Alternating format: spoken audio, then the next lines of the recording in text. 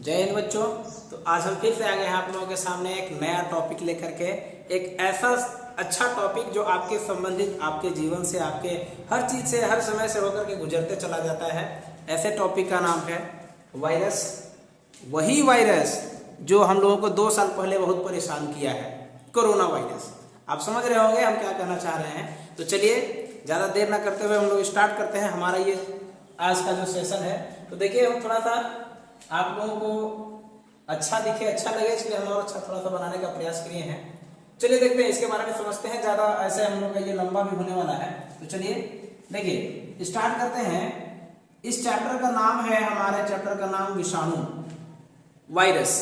ठीक है, देखिए हम लोग कोशिश करेंगे कि सबसे पहले टॉपिक से ही, टॉपिक का जो नाम है ऊपर विषाणु, इसी से हमको जल्दी से समझ में आ जाए। ठीक है, तो चलिए इसको हम तोड़ करके लंगड़ा बनाते हैं, विकलांग बनाते हैं इसको। ठीक है, चलिए देखिए कैसे विकलांग बनाते हैं इसको। कैसे समझ में आएगा आपको बहुत जल्दी।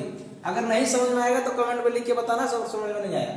देखिए इसको तोड़ देते हैं विष और अणु में, विष और अणु। ठीक है, देखिए विष का मतलब होता है जहर। वही जहर जब कोई लोग ज्यादा सैड मोमेंट हो जाता है, जब किसी का रिजल्ट नहीं हो पाता है, या कोई किसी का एक और बहुत ही क्लोज फ्रेंड, आप लोग समझ रहे होंगे हम किसकी बात कर रहे हैं, जब छोड़ के चला जाता है तो कुछ मूर्ख लोग इसका यूज करते हैं। ठीक है, वही जहर की बात कर रहे हैं। जहर और अणु आप लोग पढ़े होंगे। सबसे छोटा जो कण होता है ना, मोलेकुल जो होता है, क्या बोलते हैं उसको, उसी वही है। देखिए अणु, आगे देखिए अणु का मतलब होता है सबसे छोटा भाग, सबसे छोटा भाग। यानी कि जहर का सबसे छोटा भाग कौन चीज है? वायरस। जहर का सबसे छोटा भाग कौन है? विषाणु। तो आपको जिस भाषा में समझ में आता है वायरस या विषाणु, आप समझते चलिए, बस समझ जाइए, चाहे जैसे, है ना।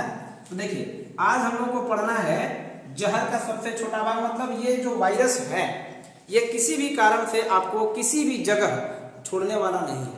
ठीक है, तो चलिए किस तरीके से फैलते हैं, क्या इसका कहां से इजाद हुआ, कैसे, कौन लाया हमको, इसके बारे में किसने बताया, चलिए इसके बारे में देखते हैं। तो ये देखिए फर्स्ट हमने इस तरीके से बना दिया है ना, ताकि आपको अच्छा लगे। इसका जो खोज किए थे, ये किए थे डीजे इवानोव्स्की। डीजे इवानोव्स्की, वो डीजे नहीं है जो आपके घर बारात में बजता है। या देखिए डीजे का मतलब है दमित्री। ठीक है, दमित्री ना, जॉन इवानोव्स्की। ठीक है, इवानोव्स्की है ना, नाम है इवानोव्स्की। ठीक है, दमित्री जॉन इवानोव्स्की। ठीक है, और ये देखिए ये जो खोज किए थे वो 1892 में किए थे। अच्छे से आप यहाँ पे कंसीडर करके देख लीजिए, 1892 में खोज किए थे। और खोज कैसे किए थे? ये गए तंबाकू लेने, खैनी। ठीक है, तो तंबाकू जब लेने गए तो देखे कि हमारा तंबाकू का जो पत्ती है, ये पत्ती, इसमें चित्ती वाला रोग लगा है। चित्ती समझते हैं ना? हाँ, वही जंग जिसके बारे में आप जान रहे हैं। पत्ती में देखे कि चित्ती लगा है, चितेरी रोग। कौन सा? चितेरी रोग। तो जब ये चितेरी रोग के बारे में अध्ययन करने लगे कि आखिर ये चित्ती लगा कैसे, चितेरी बढ़ा कैसे, इसमें इन्फेक्शन हुआ कैसे, उसके बारे में जब खोज करने लगे तब उनको पता चला कि इसमें जो इसका कारण है, इसको चित्ती लगने का या पत्ती को जंग की तरह खाने का जो कारण है, वो रीजन है हमारा वायरस का। किसका? वायरस का। तब उनको 1892 में पता चला कि ये जो जितना भी चीजें हो रही है वो किसके चलते हो रहा है? यह वायरस के चलते हो रहा है। ठीक है, चलिए अगले टर्म में सेकेंड नंबर, जब खोजे तो ये बताइए उसका कुछ ना कुछ नाप होगा, मेजरमेंट होगा, कितना छोटा कितना बड़ा, है ना।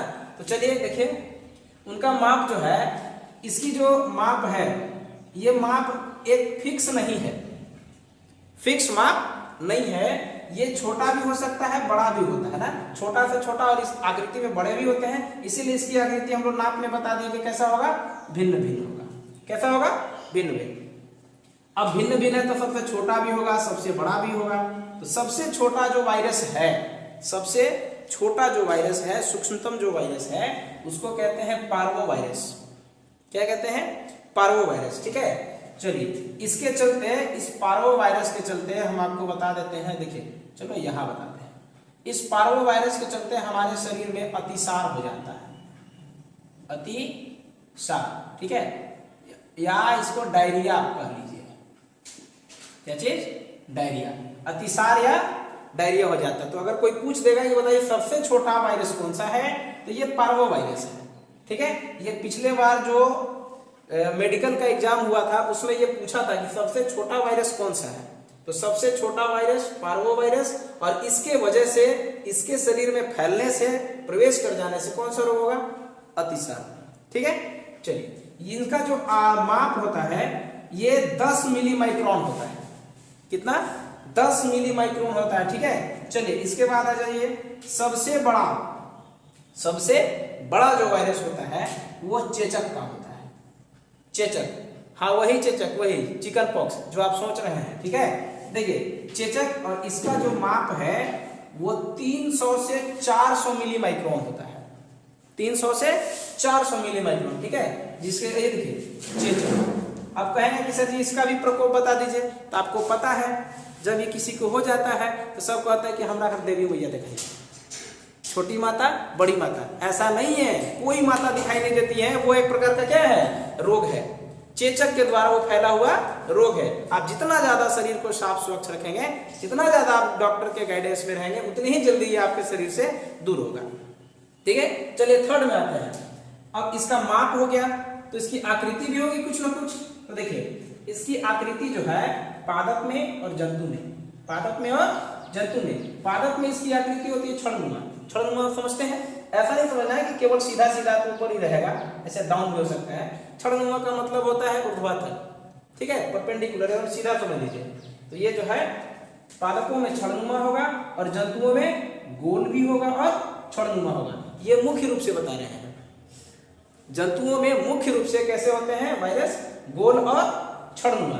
लेकिन इनके अलावा दंडाकार भी होगा, हंसियाकार भी होगा, वलयाकार भी होगा, ठीक है। हंसियाकार आप समझते हैं, जब किसी में सिकल सेल एनीमिया हो जाता है तो उसका ब्लड का जो अणु होते हैं वो कैसे हो जाते हैं? हीमोग्लोबिन के चलते वो टेढ़ा हो जाते हैं, हंसुआ की तरह हो जाते हैं, जिससे आप घास खाते हैं, उसी को कहते हैं हंसियाकार, वलयाकार, फैल जाता है ना।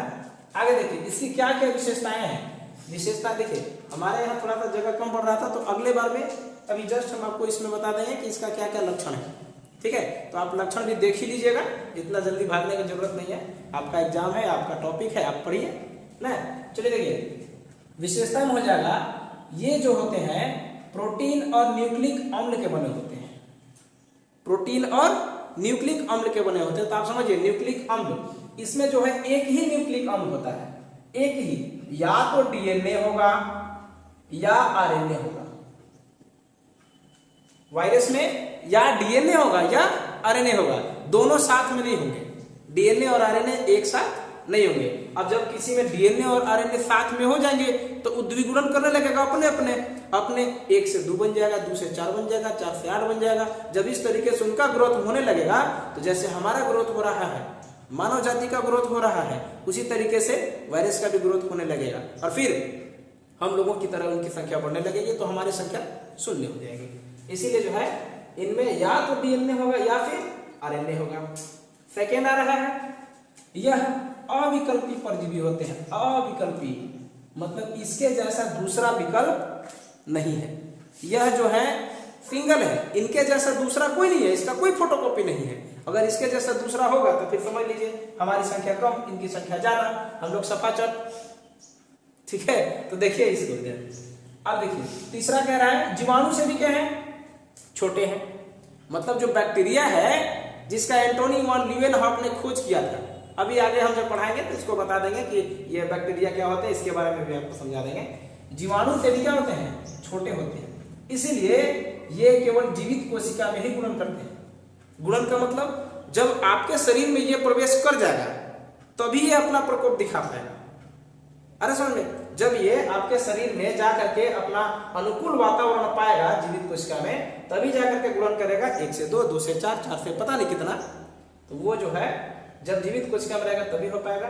नेक्स्ट बता रहा है मृत कोशिका में गुणन नहीं कर सकता।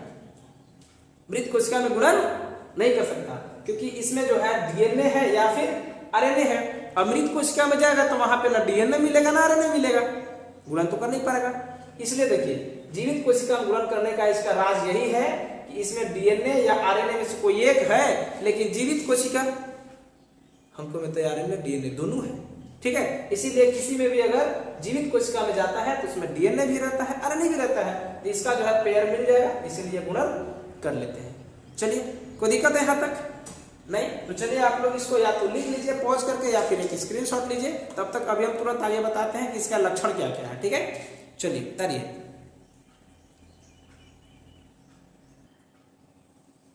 चलिए आगे आ जाइए, देख लेते हैं इसका क्या लक्षण है ना। वायरस के लक्षण मतलब हम लोग पहचानेंगे कैसे कि ये क्या है ना, कैसे ये वर्क कर रहा है, ठीक है। कह रहा है फर्स्ट वाला, इनमें कोशिकीय संगठन नहीं पाया जाता है। कोशिका का जो संगठन होता है, कोशिका के अंगक होते हैं बहुत सारे, जैसे लाइसोसोम, माइटोकॉन्ड्रिया, राइबोसोम, है ना, ये सब डीएनए ना, इन सबको मिला करके जो एक संगठन बनता है जिसके वजह से कोशिका का वजूद होता है ना। तो इसमें जो है वायरस में कोशिका का संगठन नहीं पाया जाता है, ठीक है। आगे देखिए, इसे केवल इलेक्ट्रॉन माइक्रोस्कोप से देख सकते हैं। इलेक्ट्रॉन जो बहुत सूक्ष्म सूक्ष्म चीजों को देखने के लिए यूज किया जाता है ना, केवल उसी माइक्रोस्कोप से इसको देख सकते हैं, नॉर्मल सूक्ष्मदर्शी से देखा भी नहीं जा सकता, ठीक है। देखिए कह रहा है इसमें केवल एक ही न्यूक्लिक एसिड पाया जाता है। कितने? एक न्यूक्लिक एसिड। अभी बता रहे थे आपको कि या डीएनए या फिर आरएनए, तो इसमें केवल या तो डीएनए या फिर आरएनए रहेगा। इसी से ये लोग गुणन का काम करते हैं। जिसमें दोनों रहेगा वो ज्यादा गुणन करेगा, जिसमें एक रहेगा वो उसको जब सजीव प्रकार का कोई कोशिका मिलेगा या किसी में जब प्रवेश करेगा तब जाकर के गुणन करेंगे, ऐसा नहीं कर पाएंगे। अगर एक है इसमें किसी प्रकार का एंजाइम नहीं पाया जाता। हम लोग जैसे हमारे शरीर में एंजाइम भी पाया जाता है, हार्मोन भी पाया जाता है, मतलब हम लोग दोनों है, अंतःस्रावी है और बहिर्स्रावी दोनों है, लेकिन कह रहा है इसमें कोई एंजाइम नहीं रहता है, किसी प्रकार का कोई एंजाइम इसमें नहीं होता है।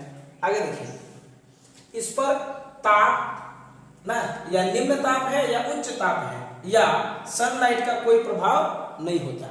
जैसे कोरोना काल में हम लोगों को बताया जाता था कि चलो अभी ठंडी है तो ज्यादा फैल रहा है, गर्मी आएगा तो खत्म हो जाएगा, कोई भरम वाला बात नहीं, इसमें समझना रखना दिमाग में, ठीक है। इस पर जो है वायरस पे चाहे कम तापमान हो या ज्यादा तापमान हो, किसी प्रकार का कोई फर्क उसको होने वाला नहीं है ना।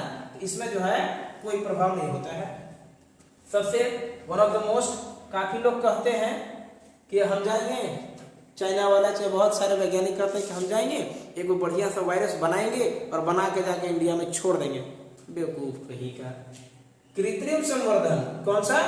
कृत्रिम संवर्धन। कृत्रिम का मतलब होता है मानव निर्मित ना, तो मानव निर्मित द्वारा कभी भी किसी नए प्रकार के वायरस को आप बना नहीं सकते हैं। किसी प्रकार के यदि आपके पास, जैसे हमारे पास क्या था कोरोना में, नोवल कोरोना था, कौन सा? नोवल कोरोना से स्टार्ट हुआ था। इसका स्ट्रेन चला, क्या चला?